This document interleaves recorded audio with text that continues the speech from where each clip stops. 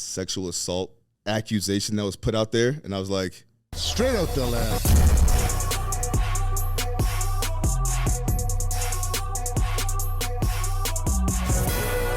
On today's episode, I sit down with an IFBB pro who just created the upset victory of the year and now goes into this year's Mr. Olympia as one of the contenders to win the title.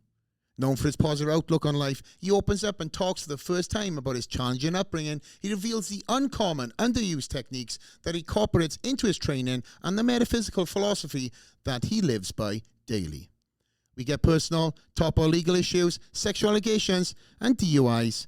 He transformed his life along with his physique, and now, on this podcast, he tells the viewers how he went going about that. Here's a podcast with Kyron Holden. Straight out the lair, joined today by, my gosh, my good friend, now I would say athlete, upset of the year, 14-time pro winner, Pittsburgh pro winner, 2-time New York pro winner, 5-time Legion winner. My gosh, bro, these titles keep on getting longer and also keep on being collected. Kyron Holden, welcome to Straight Out the Lair. thanks for having me. I appreciate it. Pull that mic in a little bit closer, even though you have a fantastic reachable voice. Yeah, don't worry, just be manhandle it, just like you do in your prep. Yeah, I know. Mate, what? Let's just talk about what just happened. Absolutely. Not just like, what, 2 weeks ago? Yeah, just about 2 weeks ago now, yeah. I've said upset of the year. You know, I'm so used to, you know, talking about this in kind of regards to fighters and fighters always coming in, you know, the puncher's chance or whatever you want to term that. In fighting, that word gets, and that term gets thrown around a lot, upset of the year. Rarely does a champion get dethroned prior to the Olympia, and here you are, dethroning the current 2-time champ, Aaron Banks. What an incredible victory in my eyes. You know, that was your win all over. I think that even in the comment section when I was doing my research, nobody tried to argue that fact. But again, coming off that whirlwind win, an amazing job at that. And shit, where are you? How does it feel? And right now, it feels like I still have like more work to do. I feel like the Olympia coming up in 2 weeks. Like, this feels good. Yeah. And all it did was kind of verify the work that I've been doing. So like, it's like, all right, let's finish it. Finish it. Yeah. So going into this year's shows, and I know I'm privy to this conversation because you and I had it. Indeed. After last year's Olympia, obviously you're kind of known for being one of the biggest guys in that class. Conversation between us and your girl are moving on to classic physique. I think now I can, you know, grow into that weight class, truly become a force. Yes. That was your committed role. From then, it was. Yeah, and then here you are now. From again, my shock, because I see you in the gym quite frequently. I seen the name being thrown in the mix, Daytona Pro, and there you were, men's physique. So tell us, how do you have this commitment to classic, and then all of a sudden you're throwing yourself back into the men's physique category? I think I approached the journey for classic. I wanted to see what my body was. I said I still had the goal of doing legions in classic, but I also wanted to see if I was going to be ready by the time it got here. And if I wasn't ready, talk to my coach and we can kind of make a decision there. But like, in my mind, I still wanted to get ready for it. I was going to train like I was doing classic. So when my coach got to see me, he was like, you know what? I think in the pursuit of going for classic, we've built a top-notch, a much improved men's physique. So why not? First, go defend your title, make a $20,000 bag, and also qualify for the Olympia. Give yourself another chance to make it to Olympia, because that's what it seemed like the universe was kind of like turning you towards. But first, obviously, was the Daytona Pro. Before jumping over that, that was, yeah. Okay, so this is weird. I had another athlete, Ben Quill. He hit me up. He was like, "Bro, Daytona Pro is like the last time to qualify. You should come. Like, we want to see you at the Olympia." This is another competitor. I'm cool with him. Yeah. And like, haven't really spoke to him much this year, but he just hit me up. He was like, "You should come do this show." And typically I wouldn't like pay much heed to that, but I hit up DJ, hit up my coach, and I was like, "Think I should do it?" He's like, "Yeah, let's do it." So I just kind of like took that. The fact that I hadn't really heard much about anything before and like that just kind of like came to my realm. I was like, there must be a reason why it's happening, and let me give it a try. Basically. So obviously, listen, let's not beat around the bush here. Yeah. Classic physique is a completely different monster. Absolutely. Compared to men's physique. Mm-hmm. In that time, you've been busting your ass, training your legs, training body parts that you wouldn't put emphasis into as a men's physique competitor. Not to say that you wouldn't train them, but again, 212, classic, two different physiques. But again, if I was in classic, I would probably back down on some of my leg training and improve and focus on other areas. Yeah. You focused on body parts that ultimately you've brought up incredibly. Mm-hmm. But then it's served its purpose then for men's physique. Again, training body parts that you truly haven't focused on when you were competing as a men's physique category. Mm-hmm.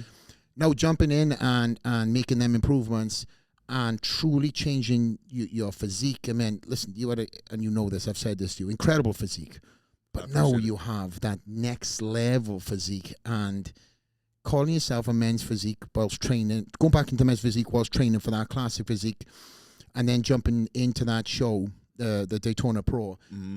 The confidence you must have had, again, just to go in and be like, yeah, I'm without the commitment of 12-week prep. Yeah. Just to jump in, you knew. Yeah, yeah. I and sometimes with that, having that extra eye, like having a coach is gonna let you know, like, yo, because in my mind, like, damn, will I be too big? But he's like, no, like you look still, you fit the class still, so let's give it a try. So like having his extra eye to let me know, like, you're good still, let's go.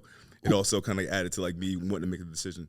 Who is your coach? DJ, right? DJ Pure, yeah. Yeah, mm-hmm. And from what I heard and read when I was doing my research, he said he hasn't seen your physique for quite some time. So he was even freaked out, right? Yeah, for sure. Like it's one thing to see like in check-ins, but like to see it in person is like it's different. It's different. And then going into obviously picking up your qualification, you got the Olympia qualified for that, but then. I think it was 2 weeks later, right? The Legion. It was a week later. A week later, yeah. The hype, the talk was all about you going into Classic. You're going to stand against Terence Ruffin. You're going to stand against Logan, Franklin. And then you went back into the men's physique. Yeah. Knowing that Aaron Banks was going to be there, knowing there was going to be a stat class, For sure. Not just Aaron there. Was that just more of, man, I'm coming off this, I've got a new look, I want to stand next to the champ, or did you truly know that you were going to dethrone him that weekend? Me making the decision to switch to men's physique, because in my mind, I think I even made a post of saying like, okay, I'm doing men's physique right now to get my qualification, but I still want to do classic. And then literally me and DJ sat and had a conversation. He was like, it's your title. Don't let him go there and take your title for one. It's like, this is the most that they've paid at men's physique. Yeah. Like, a purse in a long ever, basically. So why not go there, defend the title, and like make a statement? And I felt like for the Daytona, I really didn't have a peak week, and I still came in pretty good. So this time, like me actually having a peak week and what it could mean for going forward if I was able to get that victory was like, let's do it. It's sad. Like even talking about it, I felt like the excitement coming up. So it was like, this has to happen. Do you feel you feel the pressure, or would you say the pressure was off because Aaron was there? Or do you feel it more? I think one, me going for classic, although you're changing the way that you train, so you're changing your physique, but I think my mindset had a reset because obviously I'm going into a new division, so you kind of have to humble yourself. You have to kind of like reintroduce yourself to a level of hard work that you probably didn't, that you probably lose after doing something for a while. So like, I know I was implementing certain energetic things back into like my program that I did in the beginning. So like me being able to hop into a show that I didn't prepare for and like win and like I knew that like I knew my energy was in a certain place. So like I wasn't worried. It was more so like let's see if this is really gonna happen the way I have it planned out in my mind, and like it happened. So I even watched the celebration back, and the confidence that you had, there was not even a shock. You know, you watch somebody across the board, wherever it could be, different sports, right? But we all see what it meant to Aaron. Not that it didn't mean to you any differently, but the celebration was. Yeah. He was even shocked when he beat Brandon. There was just this emotional explosion. Yeah. You just kind of done your smile, your cliche, big smile on your face. You're kind of like, yeah, I did win. I knew I would. That's what it looked like. Yeah.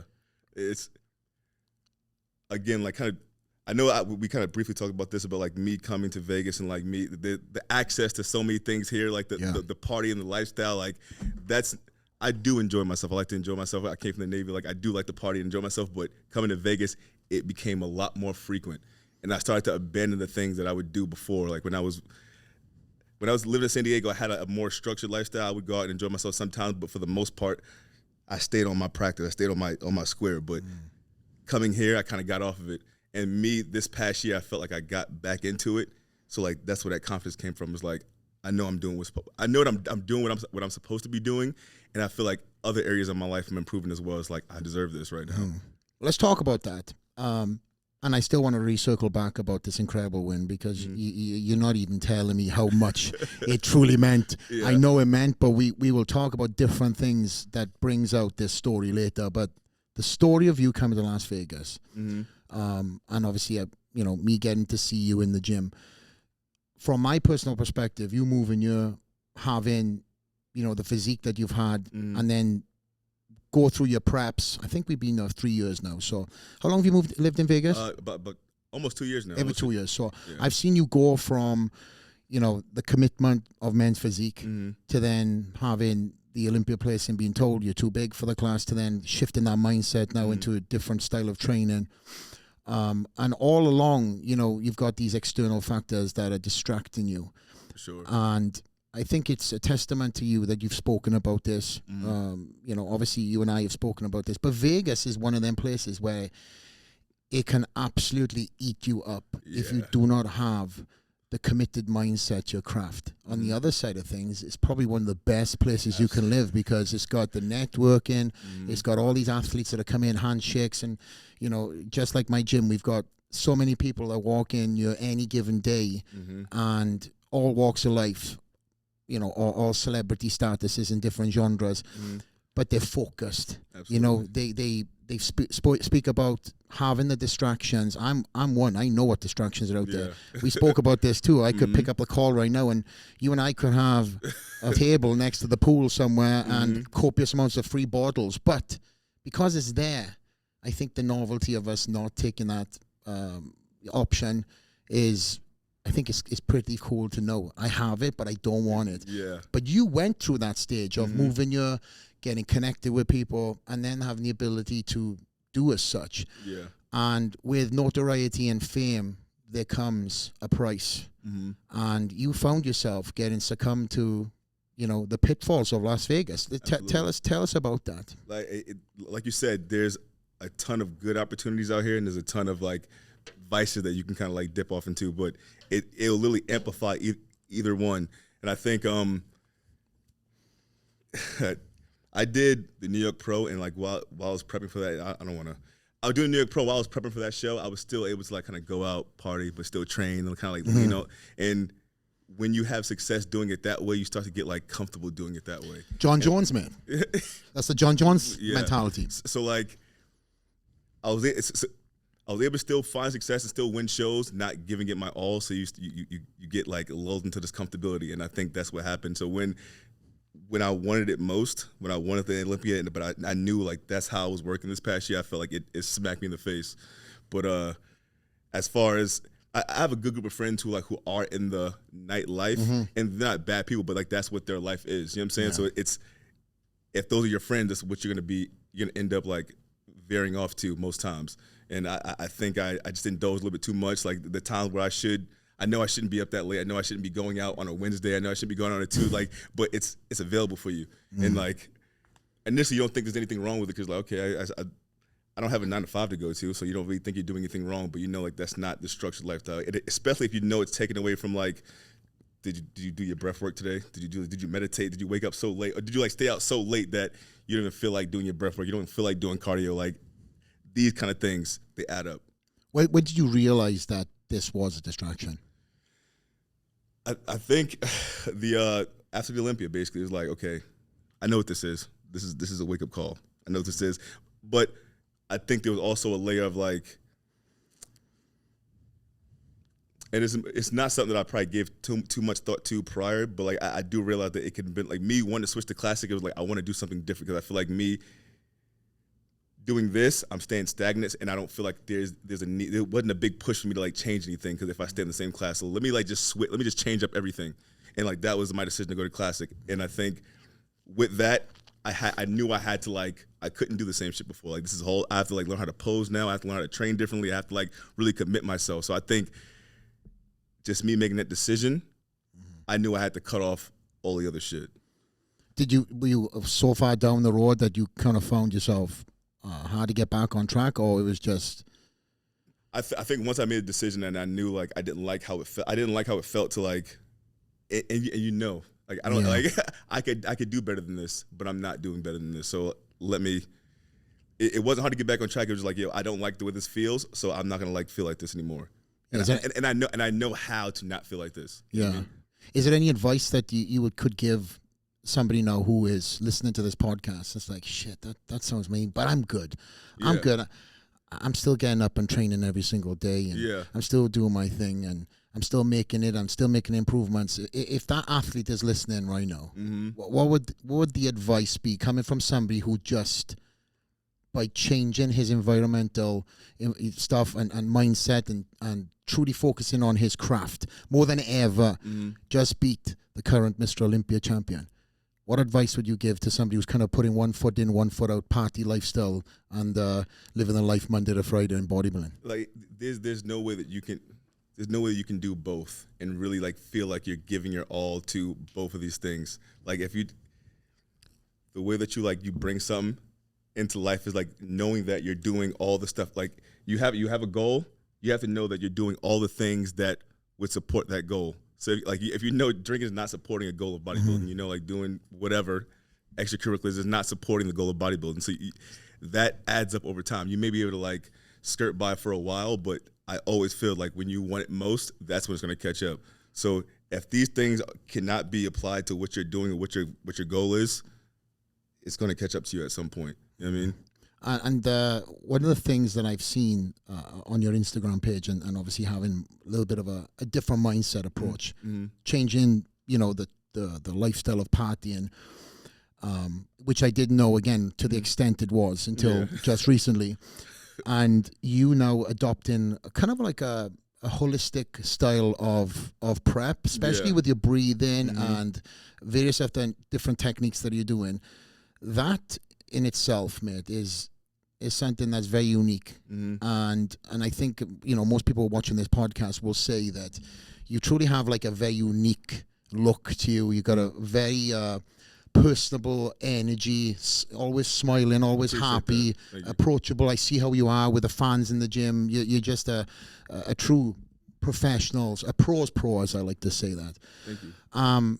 But take me on a typical day. Does that start then from the first time, you know, from you wake up in the morning? Because again, you mentioned breathing, right? This is something that most pros, when you get on the podcast, don't talk about unless you're like Dorian Yates or now me being retired. I've learned all these techniques and all these things post bodybuilding. And I truly wished I knew a lot of these things, especially now, like recovery stuff with ice baths and stuff. But you've been doing it now. And how long have you been doing it, and how has it benefited you in your career? I think when I first started to do breathwork, when I first found out about breathwork, I was still in the Navy, right? So like I had a friend who had like the login for Wim Hof. Oh. So he was talking about it at work, and I was like, what is that? Like, again, we'll probably talk about it later on. This is after I had like a few incidents, and I was kind of like just in a certain state, and I wanted to just like do something different. So I logged into the Wim Hof, and I kind of like learned about the breathing, learned about the cold exposure, and actually did the Wim Hof experiment for like, I think it's like a few month course. So like it starts with like the cold water submersions that you turn the shower cold for like 10 seconds, 30 seconds. At the end of it, there were stretches associated with it, and there was also breath work. So I started doing that, and like I did my first 2 shows. I won them both while I was doing that. But it always seems like I'll be on a good I'll have a good routine, and then you get comfortable, and then you kind of fall off that routine, and you kind of like think it's just you, and like you don't need to maintain it. And I feel like that's kind of like a common theme. Like you start to get a little like arrogant about, okay, this is just who I am, and to a certain extent it does. But if you're not continuously doing those things, it's not who you are anymore. You know what I mean? So like I started doing the Wim Hof thing, and that's when I first got into it. But I didn't really understand like the the spiritual like implications of it. For me, it's more like it's a physical thing. Like I'm breathing. Obviously, it's energizing my body. I'm strengthening my mind by being in cold. So I'm not really looking at it like a spiritual thing. And then like years later, again, I think I sent some information about like esoterics and like metaphysics. Like I always kind of like been drawn to that stuff. Whether it's been like listening to like Manly P. Hall, I just like I don't know why, but like I just like to listen to that stuff because it just seemed like it was something that was different than what most people were doing. Yeah, I felt like a lot of places, like everywhere you go, it's like the same stuff. It's like you see trees, water, earth, like it's the same things, but like I wanted proof that there's like more out there. There's more like going on in this reality than like the thing that you can see and touch. So I've always kind of been pulled toward those things. So the Wim Hof thing, and then I learned that like there was a connection between those things I was into, but then also like the breathing. So like it's been like a puzzle like all my life, kind of like, okay, you find this out, you don't know how it relates to this, and then you find this out, you see this relates to this, and then like I end up taking like a yoga class. Once I got out the Navy, I ended up taking like a yoga class like through the VA, and that kind of like connected so many different things because I'm thinking that this information is separate, this information is separate, this information is separate, but then you find like yoga and like, okay, breath work matches to this, and then it kind of like tied everything together, and it also gave me the understanding of having a practice that you maintain each day. So like that's when I began to like actually incorporate doing my breath work every day, understanding like what chakras are, and like actually like realizing that even though you can't see them, they do govern how you like conduct yourself. Because I know there's a me who doesn't do that type of stuff, and how I am, and there's a me when I do these things. And like it's once you do it, you see how you feel, and once you see how you feel, it's like, okay, I got to maintain this.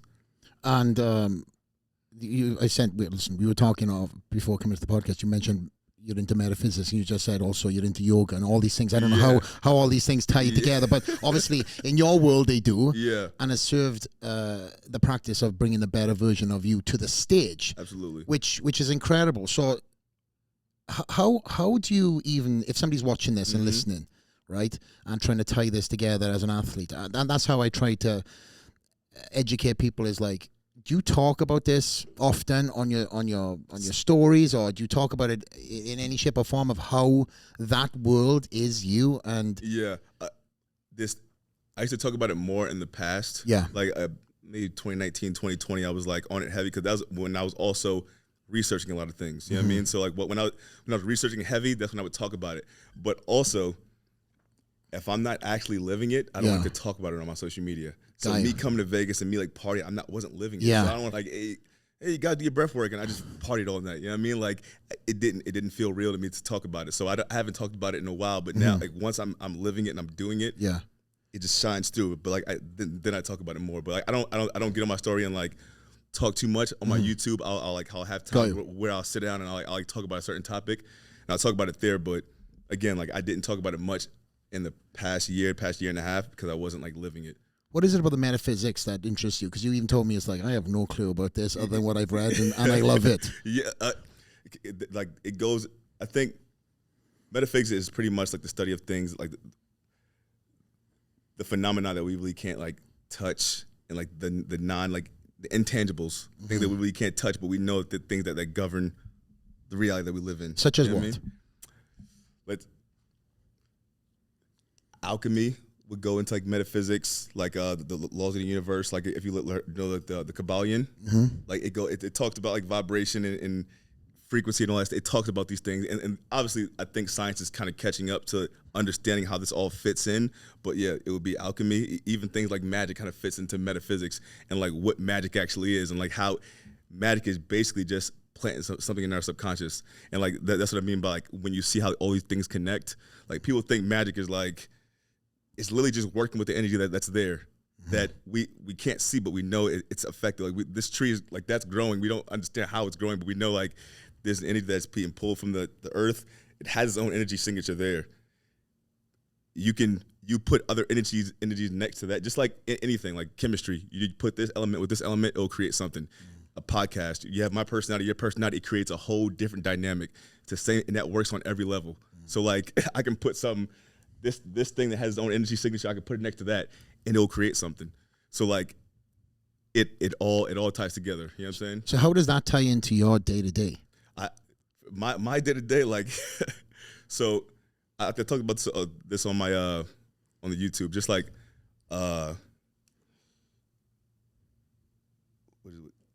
elective astrology. Just when you sign contracts, certain cultures do, like the Chinese culture does that when it comes to like weddings and when to start businesses and whatnot. But like for me, I would play around with it. I would like sign my contract on certain days and see what energy I feel. Oh, really? It doesn't really like determine outcomes. Yeah. But it determines the energy surrounded by the energy that's associated with that endeavor that you have, how people will feel, how the energy moves through the people. You know what I'm saying? Like it's one of you play around with it. It's not something that's, and obviously it could just be all like coincidental. But it's numbers too, right? Is numbers are kind of involved with this too? Certain numbers and certain days and stuff like that. Is that what we're talking about? Numerology is another like aspect of these things, but like elective astrology is like just understand like there's the celestial bodies that move around. They govern the seasons, obviously. You know what I mean? Like just depending on where the planet is located in relation to the star, in relation to like the sun or the moon, it will govern the way that things grow on the planet. Okay, what is the planets when the day of the Olympia is? Is this going to align? That's all I need to know. I hope so. Can we get our telescope out and start looking what's going on, man? What day did I sign my contract? It was actually on like the 10/10 portal, something like that. That's what the day, because since I was one of the last people to qualify, they sent me my contract. And it was like October 10th, and there was like a 10/10 portal, and it just, that's not something I planned. It just happened to fall on that day, but. So my producer, which I don't think, Tyus, you have your mic? No, he does not. So I know my producer is very knowledgeable in many different subjects, and with a show of a thumb, do you know much about this, Tyus? Look and see. I know I don't have a mic. Tyus, this is the problem. Before we went live on air, we were just saying about Tyus having the comment section going nuts because we had a previous guest on, and all of a sudden this random guy pops on and says, "Yeah, you can buy your culture from culture," and now and he's seen the comments, and now he doesn't want to get on camera. Say it again. Yeah, but Tyus is I was talking to Tyus about some of this stuff. Like. Yeah, he's very knowledgeable about a lot of different things, and again, this is kind of a conversation I feel would be right up our alley. But again, we can't because he doesn't have a mic in it, so it is what it is. So that is interesting. My brother will send me some random stuff about. I don't know if this is kind of tied in or not, but. Is it 222 or something like that? All the numbers connected. Is that kind of something similar or not? It is something similar. It just, right. I understand that. I feel like some of this stuff is becoming so trendy. Yeah. That you kind of like ignore. You kind of like. It's signs, right? Is that how it is? You see signs as well as what it's. The way if you have a certain goal and you are aligned on that goal, right, and you're making the right steps, you're following your intuition, you'll start to see you'll start to see a lot of synchronicities. And again, unless you are doing something and you believe in this shit and you're experiencing it, like, oh wow, and it's gonna be something that's personal. Like I've had the benefit of having like Milena around me. I had the benefit of having like DJ Pure around me. Like they see what's happening. It's like, yo, this shit is trippy. Yeah, like it's like that's how it's been working out. And again, I understand like. It has become trendy, so people are talking about this, but I'm like, that's why I just laugh. Yeah, I'm like, because it's becoming like that. It's like happening so much. There's like, it's kind of like, what else you gonna do? What else you gonna do? But that also, I'm sure, reassures you now that you don't want to go back into that old distraction ways because it's the fear of losing it. And let's just say, right, somebody who's watching this is like, oh, it's bullshit. Well, you know what? If there's faith in something. Then your mind is focused on that end goal. So if it's nothing or something, you believe it, you're closer now to your destination of becoming, the best in the world, the Mr. Olympia, where a couple of months ago, you were focused on a completely different goal. Absolutely. And whatever the signs that drawed you into doing the Daytona, put you back into, trying to defend your title, which you did, and beat in the current two-time champion. I mean, shit, I'd lean into this shit all day long. Like I said, get my telescope and my numbers out. I'm ready to rock. And even if you want to take it from like a conscious to subconscious. If you want to take it from that level, like a neuroscience, psychological level, like, again, if it's something that you believe, it's something that you've implanted, your subconscious rules most of, your subconscious is what you live through. Like the thing that's planted in your subconscious, that's how you carry yourself. Your conscious mind is only responsible for a few things. You know what I'm saying? So like, even if you want to take it from that, the thing that you plant in your subconscious, the thing that you believe deeply about like your identity and about the way the world works, that's literally going to be the reality you live in. You know what I mean? So if you just want to take it from that aspect, you know what I'm saying? We know it has merit. And another topic that we can both agree on is the foundation of home life. Yes. And you have a fantastic partner, fantastic girl. Absolutely. Not only is she probably, obviously, your biggest supporter, but that's a girl that is die hardcore Kyron. When we first met, she was not only acting as stroke training partner, but also a photographer. Stroke. Tell us about how you guys got together and how that changed your mindset and the relationship that's formed now to become the person you are. I think what's different with her is that like she comes from like a foundation of like love, like a good family, and like you see that in her, and like the way like that devotion, like. I'm not saying that I haven't had people devoted to me, but like when you see a person who's like built like that, like they just love the shit out of you and they're willing to work with you, they're willing to understand you. Like it's hard to find that. Hard to find a person who's like genuine and has a good heart and like really just they're down for you. You know what I mean? And I think like having that in my corner is like it definitely transformed me. Like this is the longest relationship I've been in.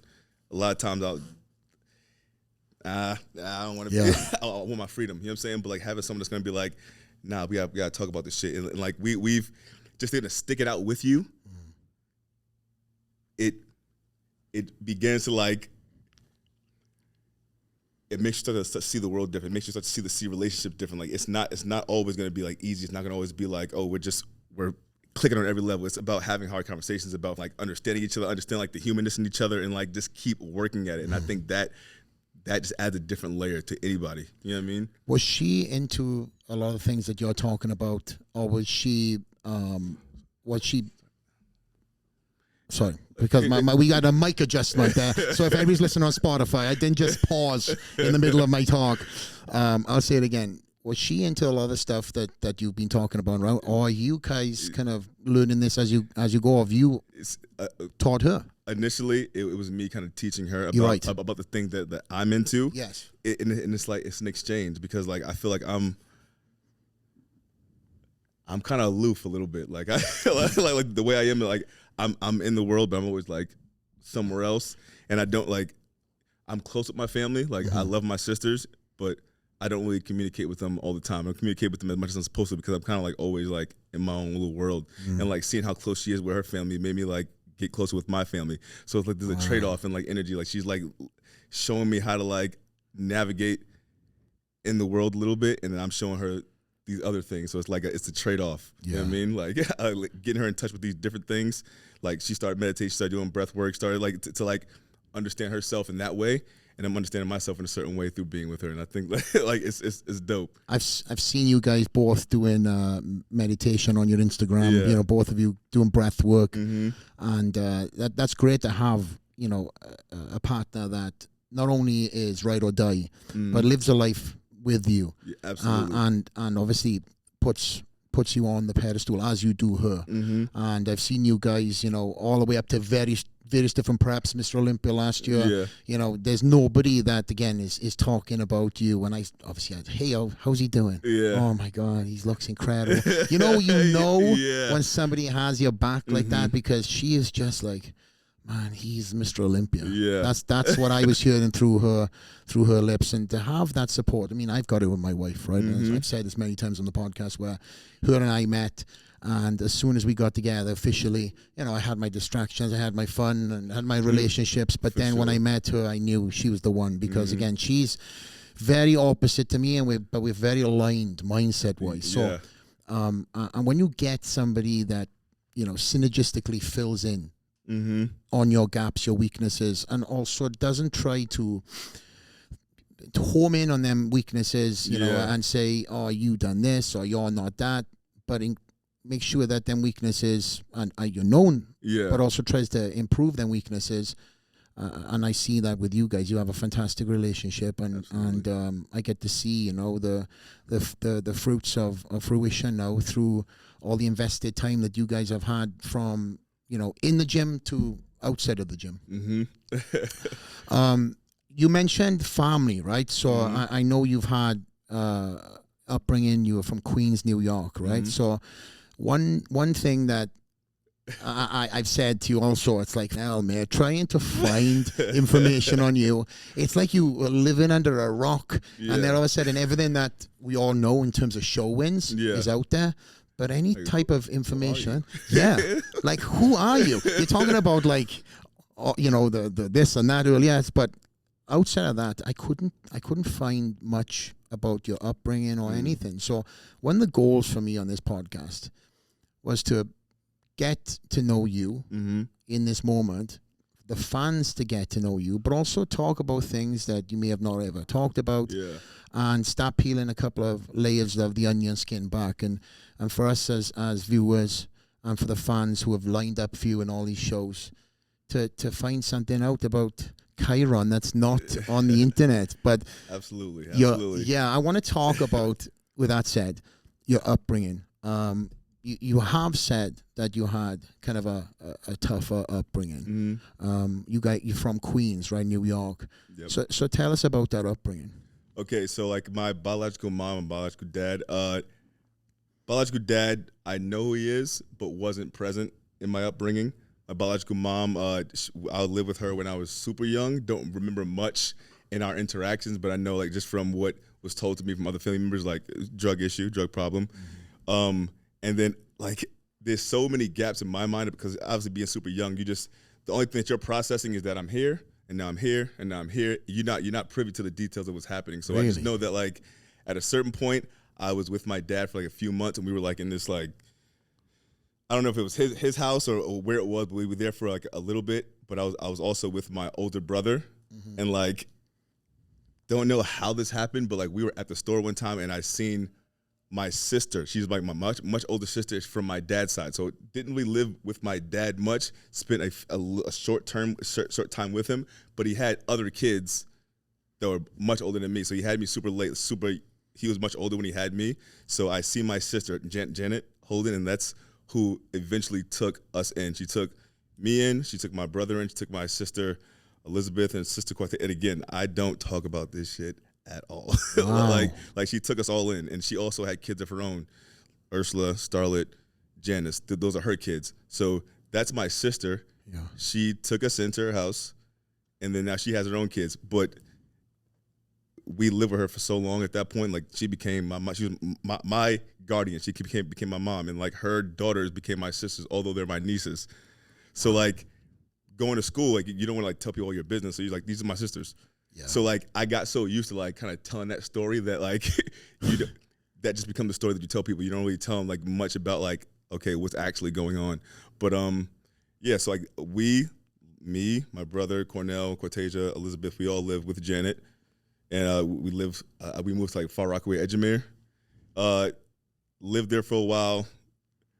It's not the best neighborhood, but the thing that was important, there was, like, love there, even though we didn't have the best of stuff. It's like, I know, like, these people love me. Like, it was a place where I knew that you're gonna be supported, you're gonna, like, have the thing that you need, and that kind of gave me my base of, like, being respectful. Like,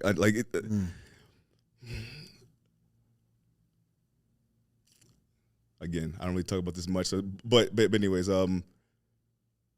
we live with Janet. And then we moved out of Edgemere because there was, like, an altercation that happened that, like, involved, like, another person's family, and then our family that got pretty bad. So we then moved to Woodside, and we lived there for a few years. And then Janet, the one who, like, she's really my sister, but I consider her my mom. She ended up passing away, and so then my sister Ursula, who was the oldest of her daughters, she kind of took us in, and, like, I still lived at the apartment in Woodside with my, like, again, a lot of names gets convoluted a little bit, but, like, I lived in Woodside. I still live in Woodside. My sister Ursula, like, she took us. She was our guardian technically couldn't be there all the time because she was like 26 when like her mom passed, my sister passed, and like had to like she didn't want us to be separated. She wants to go to group homes because like she wanted to keep us together. Yeah. And like just kind of like processing all that, and there's still more that goes in with all that because them taking us in, we're now in foster care, so we still have to like go to like the appointments there. They want to like, because of all the things that we kind of went through, they assess you. They probably think that you have like issues or whatnot. So we give a medication to take, but like my mom was like, she never wanted us to take it. So we like take a little bit of it when we're going to the place to get like checkups, and then after that she just wouldn't like have us take it. So like I do appreciate her for that. It just. What do you mean by medication? What was it? So like they'll like ADHD or like kids will come to them, they'll assess the kid to see like if they have like any behavioral issues, if they have like depression or whatnot. So like they said like I was depressed as a kid, like were you? I don't think I was, but like they're like I feel like they just want to like medicate kids. Yeah, you know what I mean. I don't think I was depressed. I feel like obviously you're kind of dealing with some situations, some conditions that aren't the best, and like you think that growing up as a kid, you're gonna have your mom, you're gonna have your dad, and that's how it goes. But then you realize like that's not how it always goes for people. Yeah. So you're probably around other kids who probably have that, but you don't, and you feel like you do feel a bit different. I don't think that's depressed. I think that's kind of like coping with a certain circumstance, and I think that's what was happening. But I feel like when you're attached to like certain agencies like foster care or whatnot, they want to just kind of like just make sure. Yeah. Let's try to like alleviate any issues there. If you medicate someone, that you don't have to deal with them being their full self. But my sister, Mom Janet, she made sure like I didn't take that stuff. You know what I mean? So, how many of you kids were living all under one roof? Four of us, and then like my niece / sister Starlet, she also lived with us, and then my older sister Ursula, she lived separately. Then also Janice lived separately. So it was like 5 of us. How big was this place? It was a three bedroom apartment. So like the boys shared a room, the girls shared a room, and then Starlet had her own. She'd like sleep in the living room, and then also like, my mom had her own room. And your mom, your sister, right? Mm-hmm. What was her name? Ursula. Ursula. She was the oldest of my sister's kids. Yes. You know what I mean? Who ended up taking us in. And she was 26, you say, when she took over. That's such a young age for be taking over. And you don't realize that. No. Like you just I know that she didn't have to do that, but you don't realize until you're 26 the shit that you want to do at 26. I would not want to raise no kids at 26. I wouldn't want to have that responsibility whatsoever. You know what I mean? What an incredible strong woman to be like, wow, I'm gonna take over the role. Yeah. As mum, and put you through school and just get you ready for all these kind of milestones when you're a young man. Yeah. And was there a figure in the house at the time? No father figure. Like she was dating someone who like she's still with today. Yeah. Cliff. He was probably like the closest thing to a father figure, just a male person that was around that could kind of like give her some insight on what I'm going through. Because as I'm going through high school, like I got sisters, I got one brother. You know what I'm saying? We got along a little bit, but like we're not as close. But like her trying to raise a young man going through like high school and all that stuff, like there's this certain insight she doesn't have. So him being there kind of like helped give that insight. Yeah, and going through school and stuff, did you have, because of this upbringing, any type of rebellious tendencies, or did you crutch on having like or is it a lot of other kids going kind of through the same? Again, I didn't tell kids in school like the dynamic. Yeah. All they knew is that like I had sisters, I had a brother, and a mom. They didn't know that they were really my nieces and that my mom was really my sister. I didn't really tell them that. I just let them know like that was going on, but. I definitely had like a bit of like anger, you know what I mean, that I kind of act out on. But at a certain point, when teachers kind of tell you like that you're like smart, you kind of like, okay, that's an identity you can kind of like fall into a little bit. Like, okay, I'll take this. And you're also getting like praise for it. Like my mom was like, when I would do good in school, she would kind of let me know that. You know what I mean? Like, so like that was kind of something I held on to. Like, oh, at least I'm gonna do good in school. Yeah. And then when she passed, I kind of like didn't care as much, because like when you're a kid, you kind of get your you get your grades. Unless you're really focused and you know what you want to do, you kind of get your grades for your parents to please them, to like make them proud. Yeah. So like when you don't have that, I didn't really think my sister was gonna appreciate it as much as the woman who I call my mom would as much. You know what I'm saying? So you kind of like fall to the wayside a little bit. Didn't do terrible, but wasn't like applying myself as much as I was before. Yeah. Well, so sports play a big part in that youthful years? I know I said my boxing is my base. Like that's what I enjoy. That's what I like watching. Like that's what I like doing. Like it's you. You know what I mean? So I think 10th grade is when like my sister put me in boxing, and like that's something that I like would make sure I was there for. Like like even when I was outside, I would still like run to get my cardio up. Like it was something like I was applying myself towards. You know what I'm saying? And then like we had some guys that would come there like after the boxing class. There was like a Muay Thai class that would be there. So like I would stay a little bit, see people kicking the bag, and I would stay for that. And like my sister would kind of like let me stay, and that was something that I kind of like gravitated towards. But I didn't. After high school, I didn't stay with it. You know what I'm saying? I started in 10th grade like that summer. Still kept going through 11th grade. Still kept going when my 12th grade year, but didn't stay with it once I graduated. And I was kind of like off after I graduated, which led to my sister kicking me out. Oh. But she didn't just kick me out on the street. She like my sister, my actual biological sister, she joined the Marines when she got out. So that put the idea in my sister like Ursula's head, put him in the military. Like she like, okay, so like there was one time I came home late again, and like I was like sleeping in, and she like woke me up. She was like, a recruiter's here. Damn. so He's like in the living room. Literally, really? Like I was in the living room. So he came in, like we spoke, and like the entire time he's like sitting there like talking to me. I'm like, he's talking to me. I'm looking at my sister. I'm like, I'm not going to the military. He's like, okay, then you can get out. Yeah. Okay. So like, and that's how that transpired. So I ended up joining the military, like because my sister like kind of pushed that. Yeah. But now in hindsight, it was definitely something that I needed for sure. I just found out that you served, and thank you for your service again. 8 years in the Navy.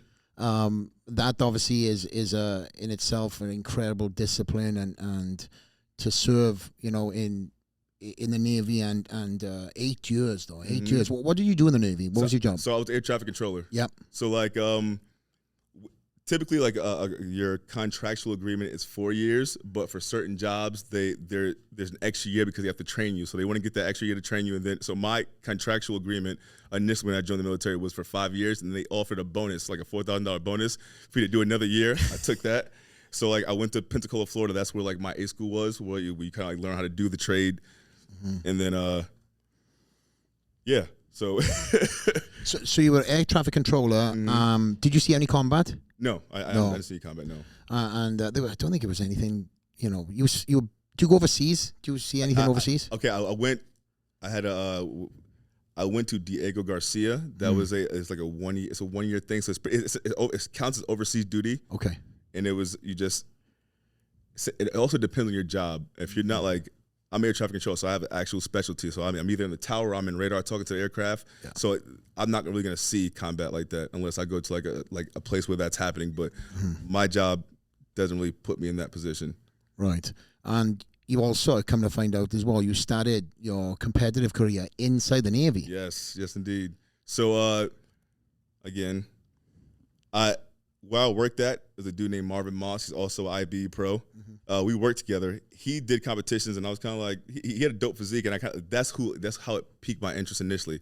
Kind of see what he was doing. Like I see, like one time he went to a show, and there was like a whole like billboard made. I was like, what do you do? You know what I'm saying? And it was like I do men's physique, and obviously like when you first hear about bodybuilding, you think about like the speedo and not like and. That's what I done, by the way. It's all good. Watch where you going with the speedo. You had the physique for it. I didn't really. I don't have the. But so doing the board shorts and kind of like showing everybody that seemed more like I guess palatable for me. So again, I got into some incidents and whatnot. So I didn't want to like drink that much. I guess we'll get into that. But I started going to the gym consistently, and I had a few people tell me at the gym, like, do you compete? No. And once a few people asked me, I was like, you know what, I'm gonna look into it. I contacted Moss. I was like, yo, how do I do this? Like, how do I work this? How do I do a peak week? How do I pose? And he kind of like helped me with it. And that was back in, I think, 2015. So you done your own prep for a show? Yeah. Same as me? Oh, so that's wild. Yeah. That's wild. So like, it just pretty much getting tips. Like I looked online how to do your macros, like how to do a macro calculator. You kind of figure that stuff out. Like you learn different like peak week techniques. Okay, like you gotta like drink this much water. And he's also helped me because he had a coach who kind of gave him a protocol. But you're kind of like finding out as you go. And I ended up winning that show. But again, like the Wim Hof thing, I started to do that stuff getting in preparation for that show. You know what I mean? So like it all kind of like all kind of like came together at the same time. What did the Navy teach you? Definitely discipline. Definitely like the job has to get done regardless about how you feel, regardless about like what time you still. Because there's no like set hours in the military. Like they can keep you there, as long as the job gets done. You know what I'm saying? So like it teaches you like the job has to get done regardless of how you feel, regardless of what time it is. Get the job done. You know what I mean? And then with your Navy experience, tell me a couple of circumstances that's served you well in now being the men's physique champion that you are. Again, doesn't matter what time it is. Like just getting the job done. You got cardio. You got to eat these meals. You got to get your training in. It's like okay, you're tired right now, but you still have to get it done. Like actually committing to something and having to do it. Yeah. It definitely lends to that. Also, there's a lot of distraction in the Navy too, right? I'm sure that for sure. You know, there's a big drinking culture. You know, when I was poised to go into the military, playing rugby. That was my kind of instant draw. They wanted me in the military playing rugby, and there's such a massive drinking culture. For sure. Same thing as the U.S. You know, across the board, whether it's you know, Navy, whether it's Marines. Did you succumb to any of that when you were in the Navy? Absolutely. Like again, even before you join, you understand like there's a culture of drinking in the Navy. Like, it's almost like common knowledge. So you almost feel like, and again, my first duty station, like I went to Pensacola, Florida for A school, and then where I was stationed at was Fallon, Nevada. Do you know what Fallon is? Literally, I'm from Queens, New York. I'm from the city, so you go to Fallon, Nevada. It's like literally in the middle of nowhere, but it's like it's Top Gun school. Like Top Gun school used to be at Miramar, but like that's where. In Fallon, Nevada is where a lot of like all the aircraft, all the carrier air wing will come there. They do their war games because the terrain is very similar to like the Middle East. So they would do it. So there's that, but then the town there's not much to do. So on base, all there is to do is like you find your select friends and you drink. That's all there really is to do. And like when that's all there is to do, that's what you end up doing. You know what I mean? So that.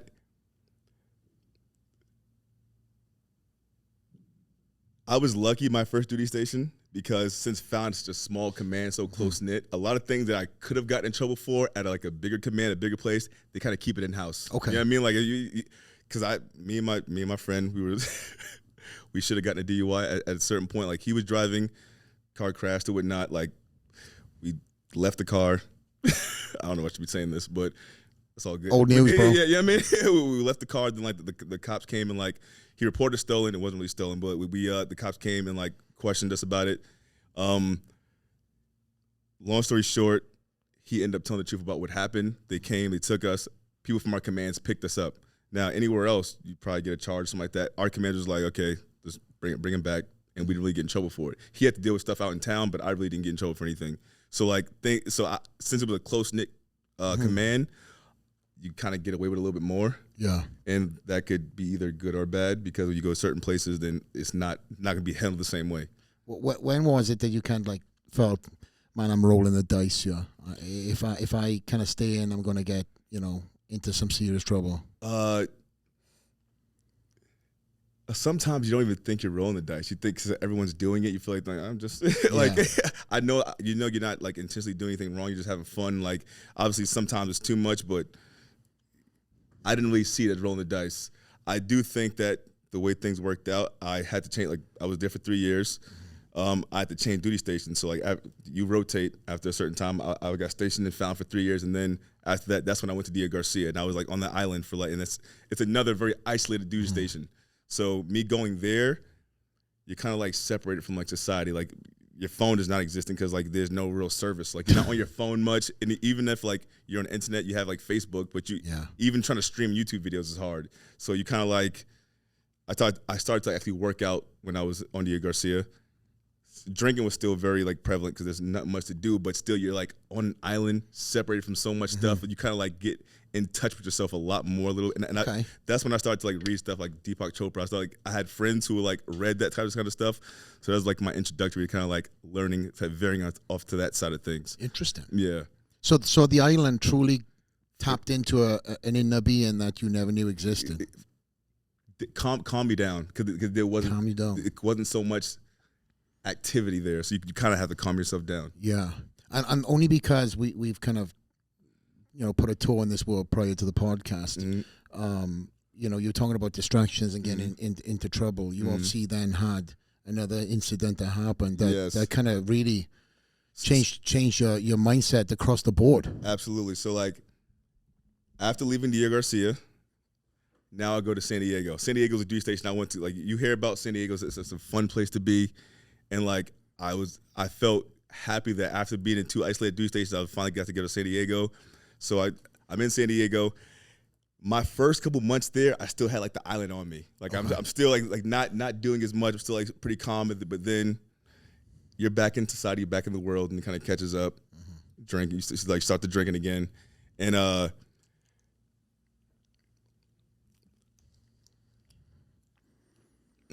let's see. So. You pick your words. For sure. Again, being a young dude, like alcohol, women, is one of those, they kind of go hand in hand if you're like that kind of person, you know what I mean? Being like, in shape, training. Like, there was a girl who I was talking to, like, at the command, just pretty frequently. We weren't dating, but we're just kind of like messing around with each other. Actually, I think it was after a UFC fight. We watched the UFC fight somewhere, and then we went back to my house, and she was with me. And then like another girl from our command like wanted to come hang out, chill with us. I had a homeboy who was like, he was in the military, who got out the military, and he was like, he needed a place to crash, so I kind of let him crash at my place. So he was there as well. And then like the girl who was also at command, she came over. We were like drinking. Decided to like do stuff together.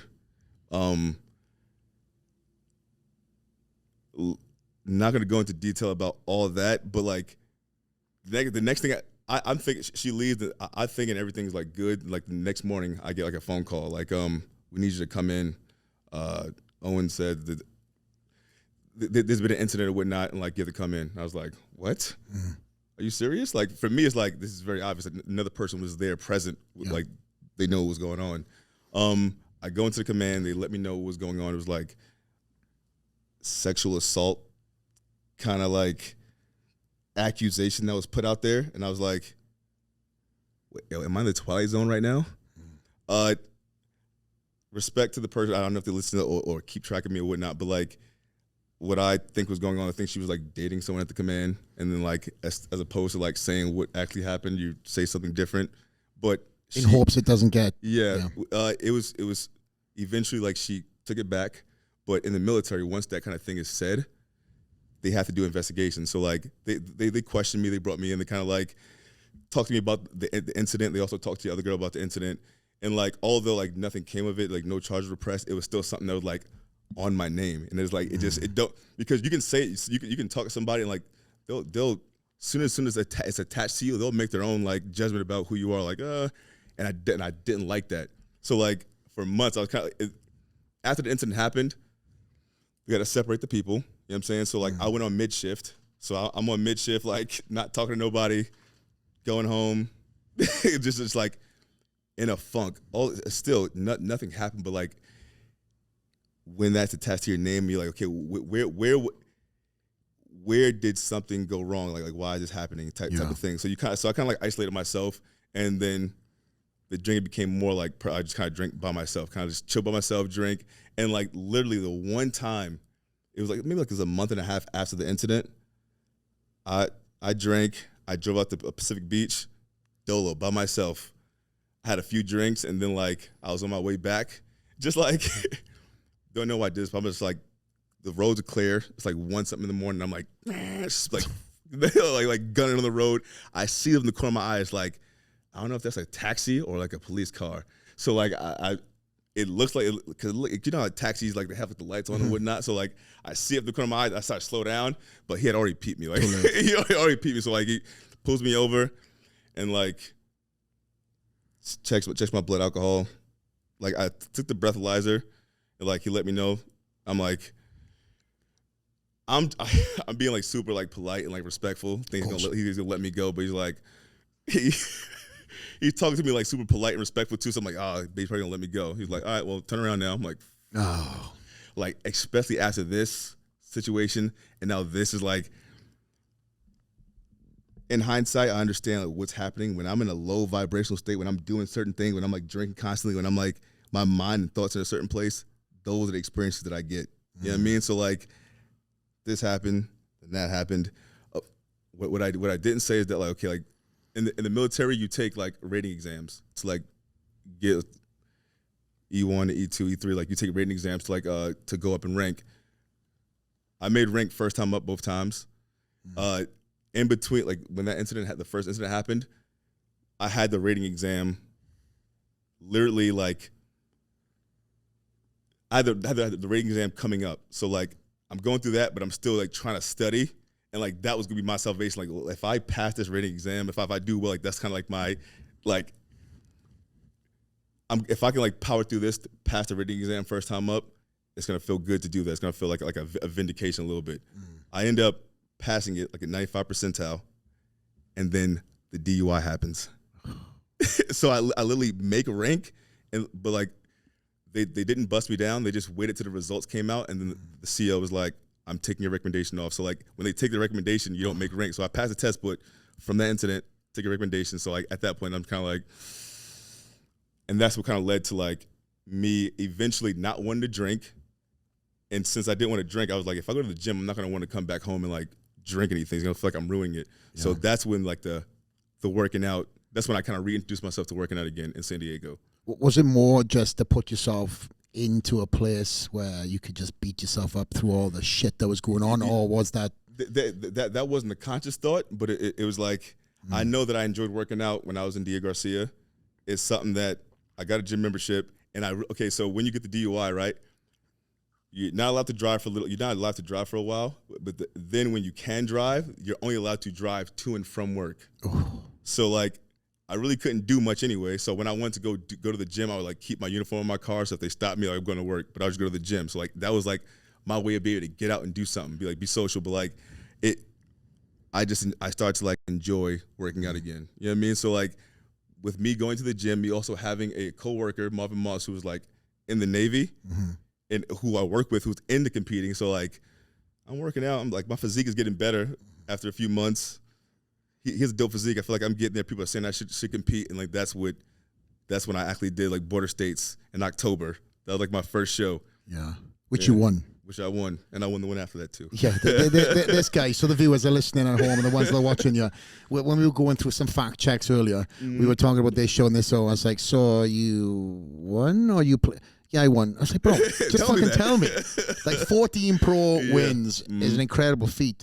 But again, this is the infancy stage of all that. And Border States is an incredible show. Absolutely. I used to live in LA, and that was a massive show. The LA, the Border States, it was multiple different shows during that time, which discovered, again, coming from a different era, these shows discovered a lot of great pros. If you look way back in the late 90s, 2000s, you had the best of California competing in all these shows as regionals, as pro qualifiers, and then to go on. Yeah. So let's keep on the timeline before we shift into the competing. But obviously that sexual assault charge, you were arrested for, was, again, I'm just be distraught to have such a strike against your name and not be true. I have sisters. You know what I mean? Like, I know. I feel like I'm a very respectful person to women. Like, like if anything, I'm like,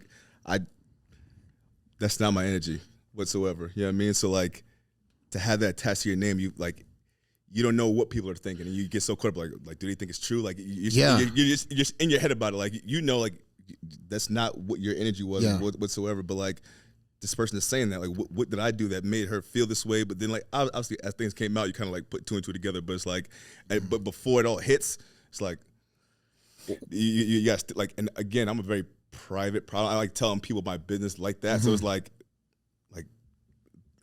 all this. And now you gotta stand in front of like the CEO and talk about it. It's just it didn't feel good whatsoever. It didn't feel good. And it's like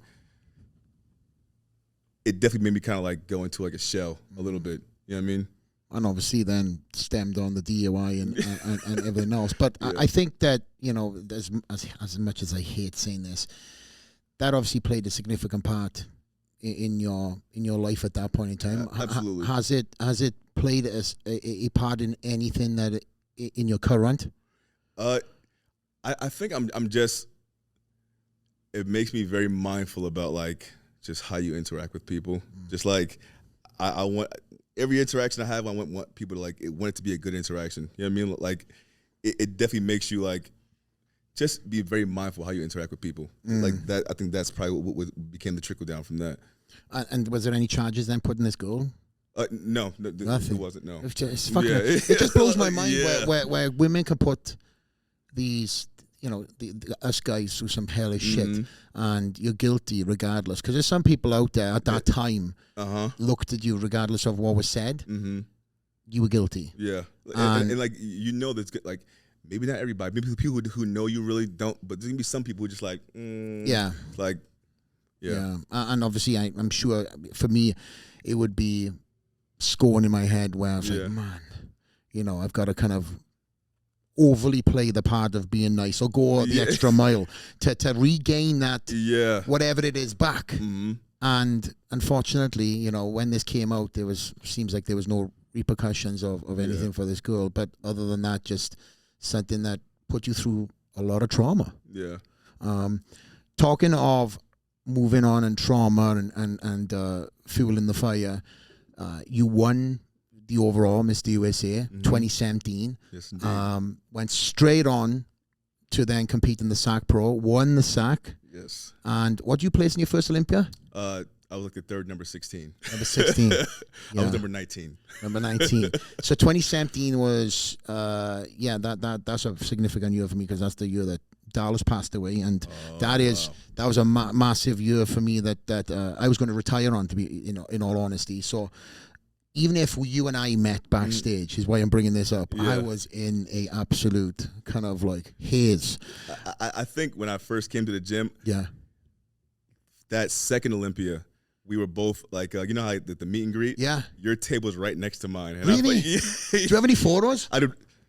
I might. We got to take them out. I might have a video because like your line was like I was like, that's crazy. but no, look where you're at, right? It's wild. It's really wild. And I've loved talking to people about this kind of stuff because I remember when I first met Dorian Yates, that, you know, vision that you had of me was that of him, and I was like, oh my God, just, you know, you had your lines. There's nothing. You're at the Mr. Olympia, but I was at a FIBO expo. I was like, oh my God, just please, somebody recognize me. And then somebody recognized me. I talked that for like 20 minutes. But it's gone full circle now. Yeah. And here you are, you know, not but a couple of weeks away. We're under 2 weeks away, right? Yes, is it 2 weeks? What are we? It's 2 weeks. Yeah. I think 2 weeks.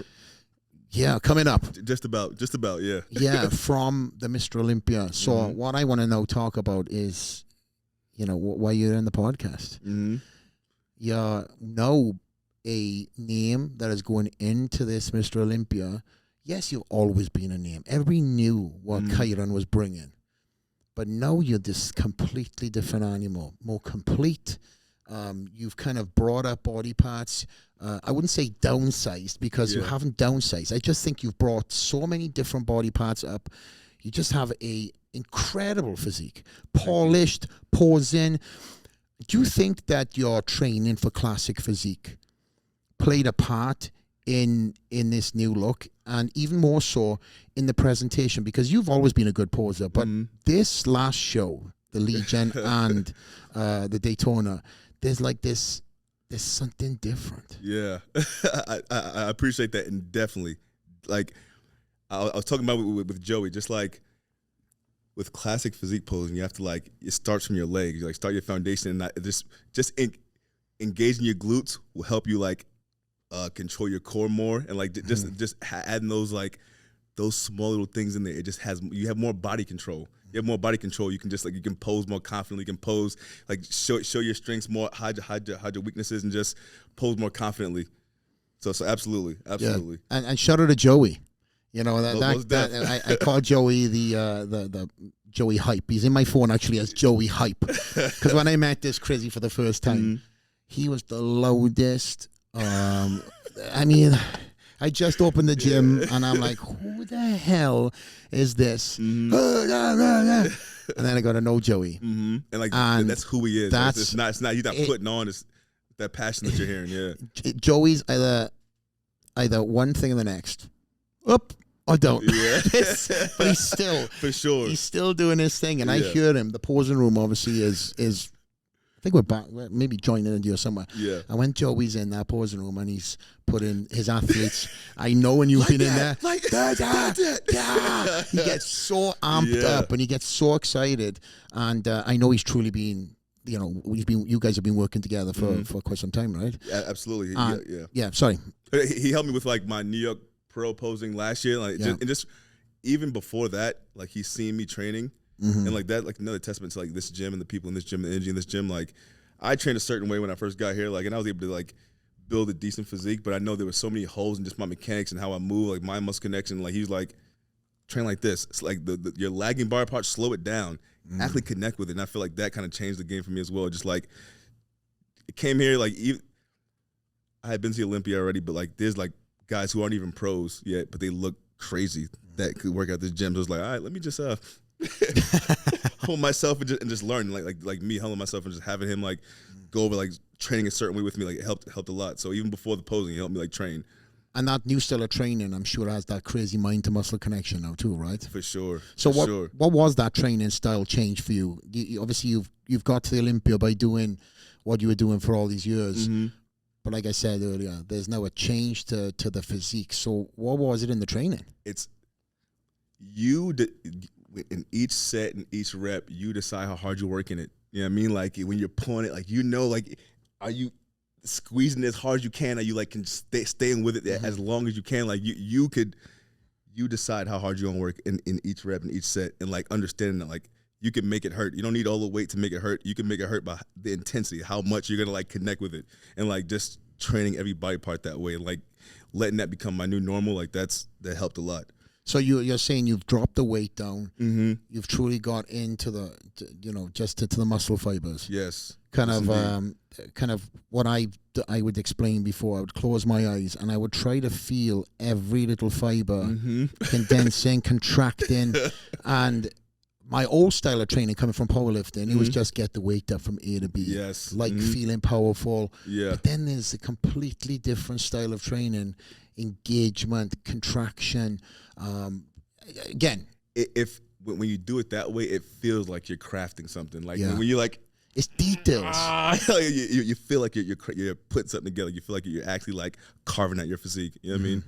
So with you now training for classic physique, that mentality was implemented into your physique training this last year.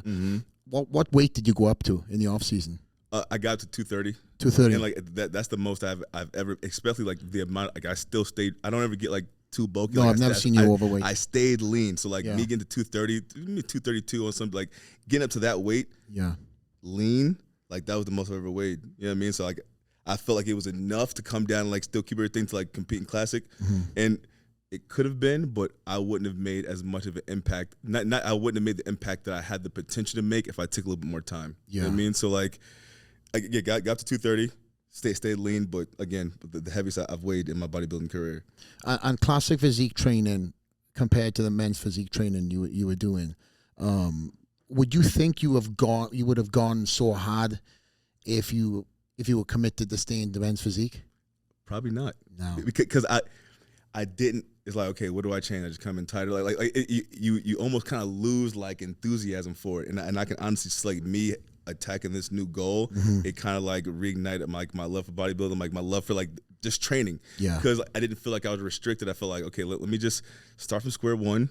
Like, but now I'm starting from a better spot because I understand a little bit more. I understand how to train a little bit better. So like, I'm starting ahead of the game where I was before. You know what I mean? And I felt excited about doing it. So are you guys? You still got plans? You guys, I've seen you and DJ to got plans to jump into classic. Right now, I don't want to make any like announcements about anything. I'm just gonna see how it feels. I want to get this over with. Not over. I want to complete this mission, and then see how I feel. I'm still gonna train to have a complete physique. I'm still gonna train, implement the thing that I've learned this past year and before, and like still keep building a complete physique because I think that's what served me well. I think what you got to do is just tell everybody yes, and then keep on competing in Metaphysique. And then when you go into classic physique, start telling people you're going to train in the open. Because I think that's the routine. I need to keep changing it up. That's it. Just don't even shoot for the stars. You know what I mean? In the clouds, something like that's how it goes. Just shoot for the next class. That's what it is. It seems like every time you go into to put the bar up higher and aiming for another class, you somehow find yourself in that class that much better.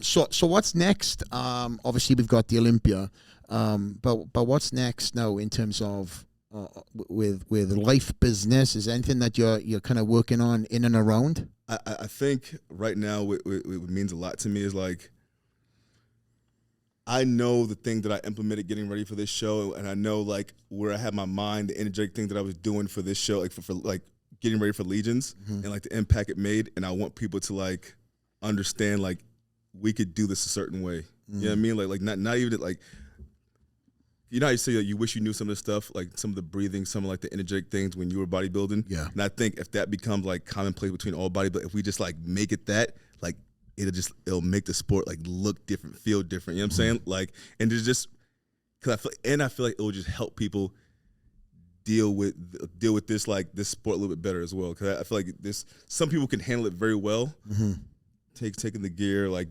and. You can handle like the dark places and all that stuff like very well, but I don't think it has to be that way. You know what I mean? I think that there's a way that you can do this. Obviously, it's going to be hard because you're doing something hard. But like if you are able to implement these other things, it can take on a new form, a new shape. You know what I mean?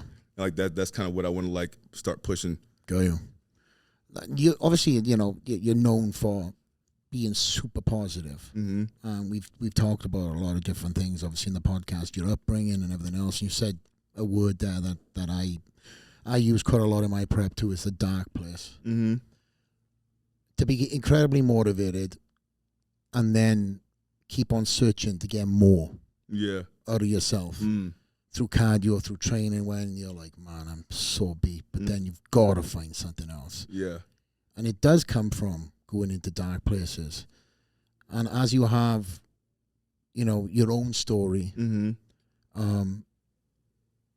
you find it hard to go into that dark place and then come out?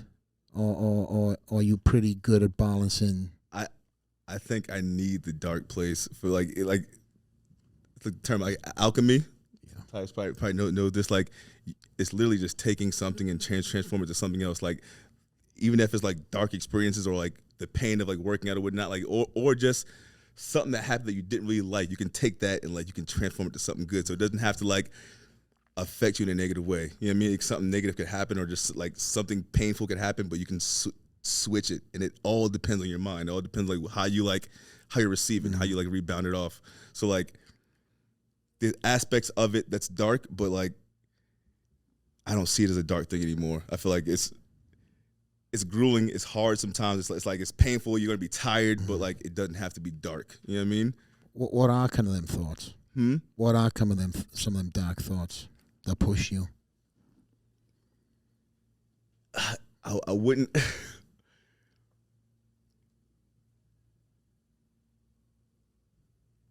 Honestly, it's not the dark thoughts that push me. It's like I wanna.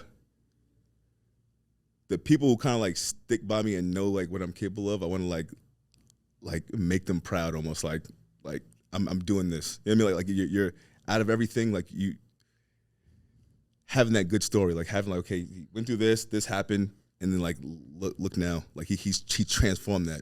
So it's not so much the dark thought. It's more like he transformed like something that he didn't like into something that he did like. You know what I mean? To transform the energy.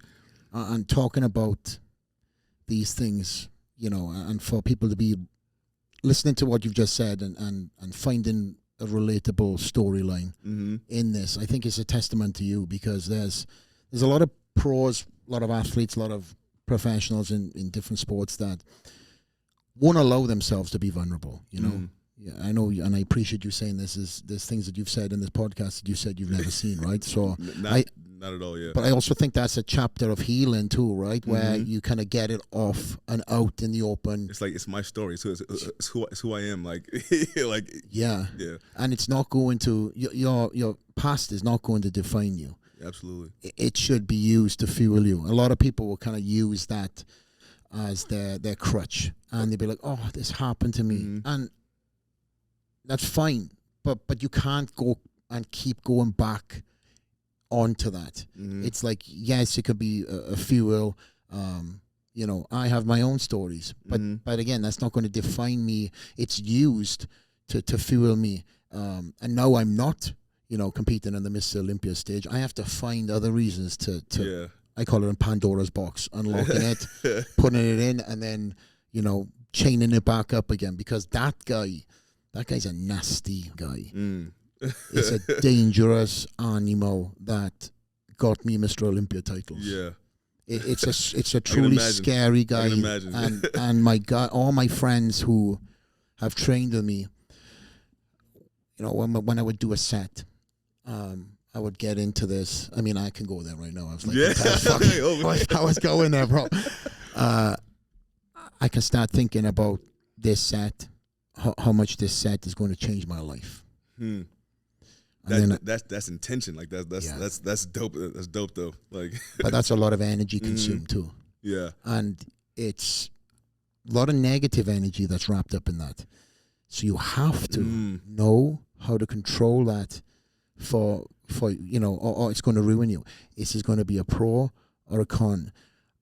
I would use that for big sets, and then my training partners, they knew. And it was so weird to look back, because I've got a lot of these sets filmed. In fact, sometimes we didn't film it because I didn't want to be perceived that way as a maniac. Got you. I would get out of the set, say we just done a big leg set, or it was maybe we done some rack deadlifts or bent over rows, some big weight, right? Because I had the gym in Boca Raton closed. You know, there was a lot of crazy shit that went on in there workout-wise. And after the set, I would pace around the gym. And it was nothing that I looked at with a badge of honor. Yeah. I didn't need any type of pat on my back. I didn't need anybody telling me, it's like, great set, bro. Yeah. The guys would say that, but I would take a lap of the gym.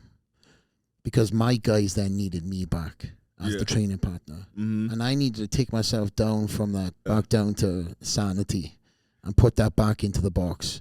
Never used it every single set. As I said, it's a very taxing and grueling, and in all honesty, in some cases, emotional. Yeah. I like would sometimes get out of these sets in tears. That's wild. That's wild. And I know that you've channeled, again, little choke thing. I live that tater-totter life. Yeah. Where at any point in time, I could turn that on, and it's there, but it's recognizing that, like, again, like you say, you're channeling, like, you know, like that's like a power source. Yes. Like you know, when you like push that into something that you want, like it's a myriad of things. It's like, it's negative emotion, it's intention, but it's, you know what it is. You know it's a power source of yours. You know what I mean? That you can like use when you need it. Do you have them too? Do you have them kind of? Obviously, I call it Pandora's box, but do you have them? You know, past experiences that fuel some of these sessions, or are you just kind of neutral across the board?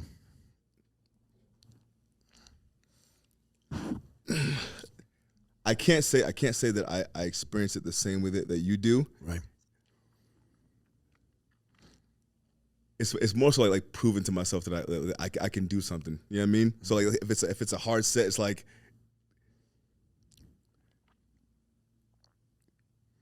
just seeing if I can push to it.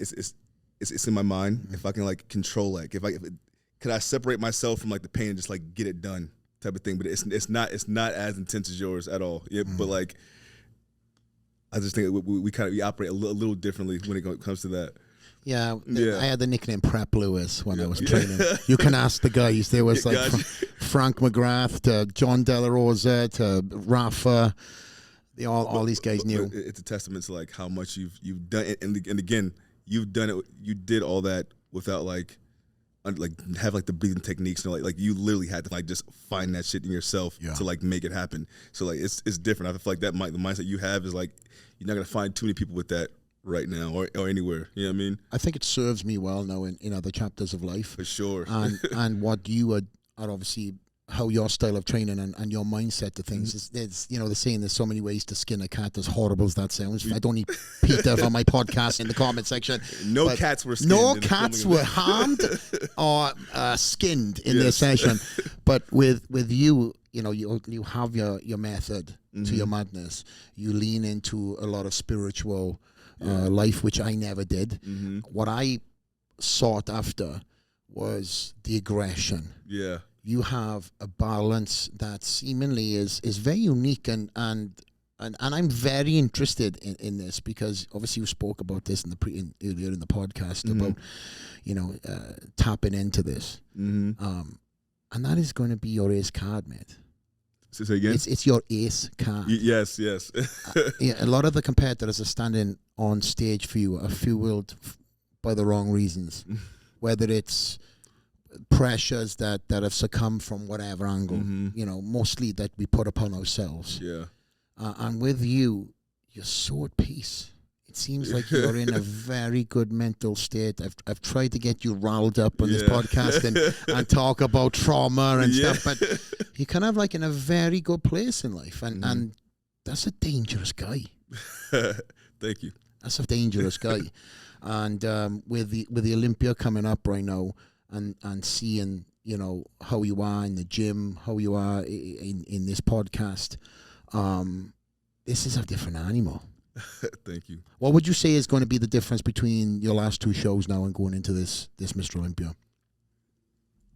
It's like, I'm walking to like a wave. Like I know, like it's like I know what I'm doing works. When I had time where like I implemented some of this stuff, but like right now it's like I've been living it. Like I can talk about stuff because I've been like literally staying on it. You know what I mean? So it's like it's just a wave of energy with me right now. Yeah. And like in the way that it's going, like I think everyone has their own way that they're supposed to navigate in their life. You know what I'm saying? And again, I don't want to like people to roll eyes at this, but like even like your astrological signs, like that plays a part. And if you really break it down and understand like that has like merit to how we conduct ourselves, like I'm a more intuitional person than I'm like I'm more flowing. So like that's how I've navigated this.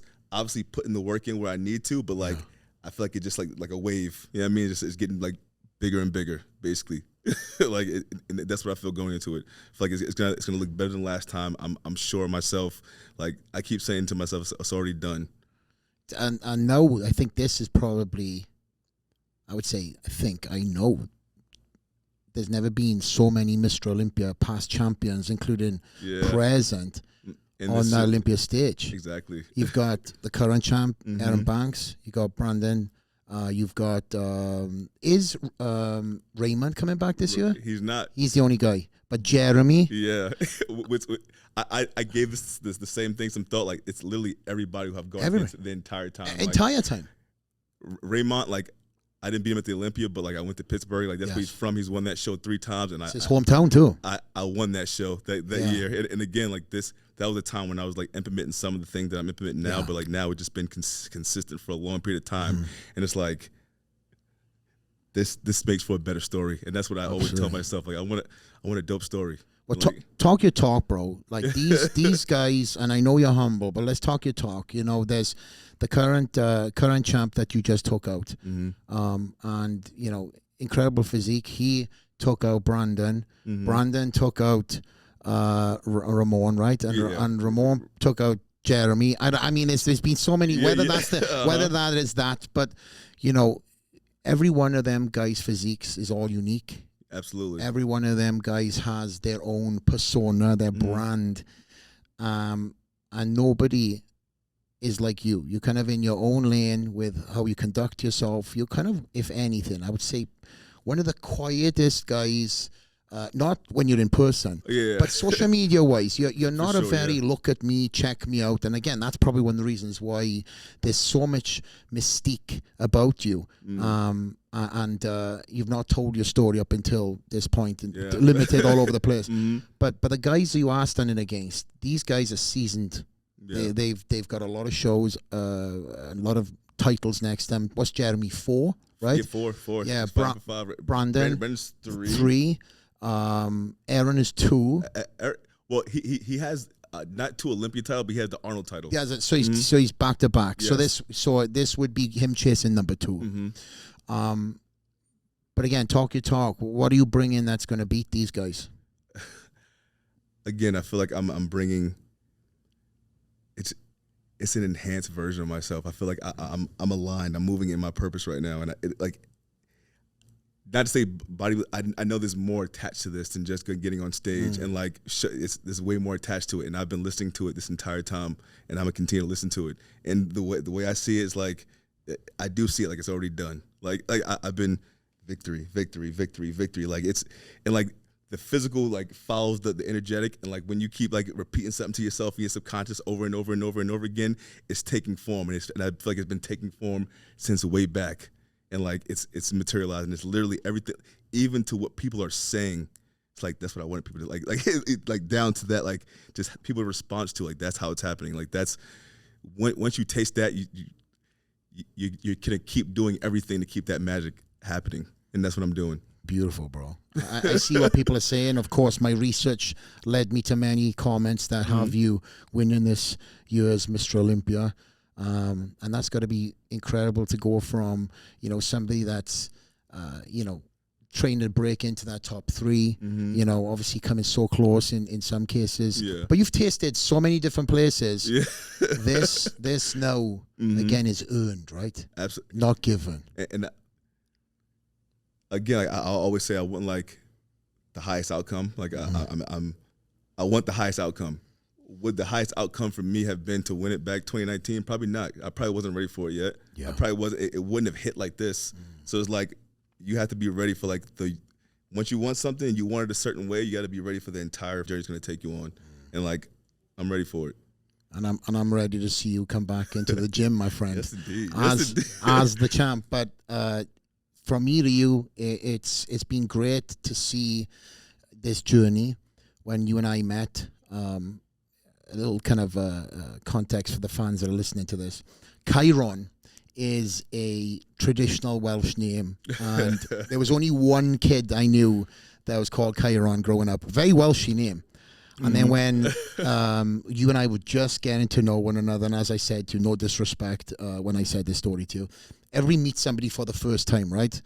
And men's physique wasn't one of them classes that I had my finger on the pulse. Obviously, as years have gone on, I know these guys personally. We've traveled around the world. Jeremy, Brandon, obviously coached by Neil Hill, my coach. Incredible athlete, great guy.